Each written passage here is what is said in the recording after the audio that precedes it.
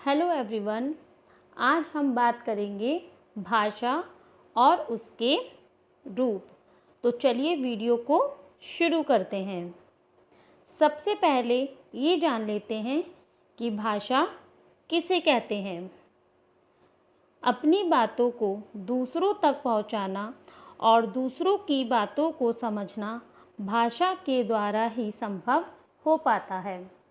कहने का मतलब यह है, जब तक हम अपनी भाषा का उपयोग नहीं करेंगे तब तक हम अपनी बात किसी और को नहीं समझा सकते और ना ही किसी की बात को समझ सकते हैं।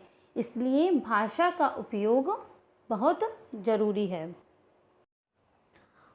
अतः हम यह भी कह सकते हैं कि भाषा मनुष्य के बीच बातचीत का एक सरल साधन है। भाषा के बिना मनुष्य अपनी बात ना तो किसी को समझा सकता है और ना ही किसी की बात को समझ सकता है। भाषा के कितने रूप होते हैं?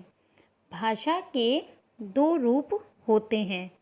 पहला है मौखिक भाषा।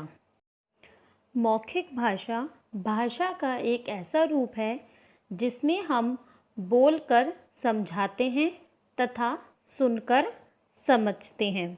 जैसे इस तस्वीर में रीमा रवि से कहती है, रवि तुम कैसे हो? रवि रीमा की बात का उत्तर देता है कि मैं ठीक हूँ। इन दोनों का आपस में एक दूसरे से बात करना मौखिक भाषा का उदाहरण है। मौखिक भाषा का दूसरा उदाहरण देखिए।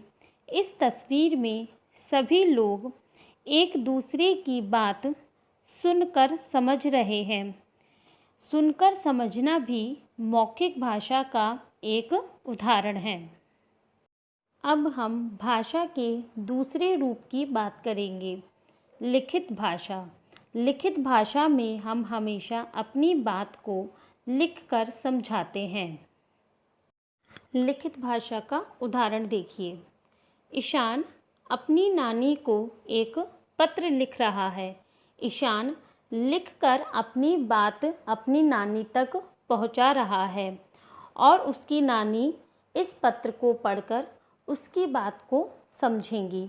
अतः भाषा के इसी रूप को लिखित भाषा कहते हैं। जब हम अपनी बात किसी को लिखकर समझाते हैं और दूसरा हमारी लिखी हुई बात को पढ़कर समझता है तो वह भाषा का लिखित रूप कहलाता है। लिखित भाषा का दूसरा उदाहरण देखिए। यहाँ अध्यापिका लिखकर अपनी बात को समझा रही है और बच्चे उसे पढ़कर समझ रहे हैं।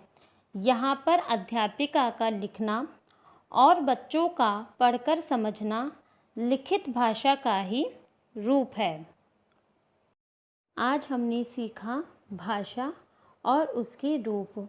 भाषा के 2 रूप होते हैं, मौखिक भाषा और लिखित भाषा। हमारे देश में अनेक भाषाएं बोली जाती हैं, जैसे हिंदी, पंजाबी, मराठी, असमिया, तेलुगु, तमिल, मलयालम और गुजराती। वैसे तो हमारे भारत में अनेक प्रकार की भाषाएं बोली जाती हैं, लेकिन हमारी राष्ट्रभाषा हिंदी है। हम सभी लोग हिंदी भाषा बोलते हैं। इस वीडियो को अंत तक देखने के लिए आप सभी का धन्यवाद।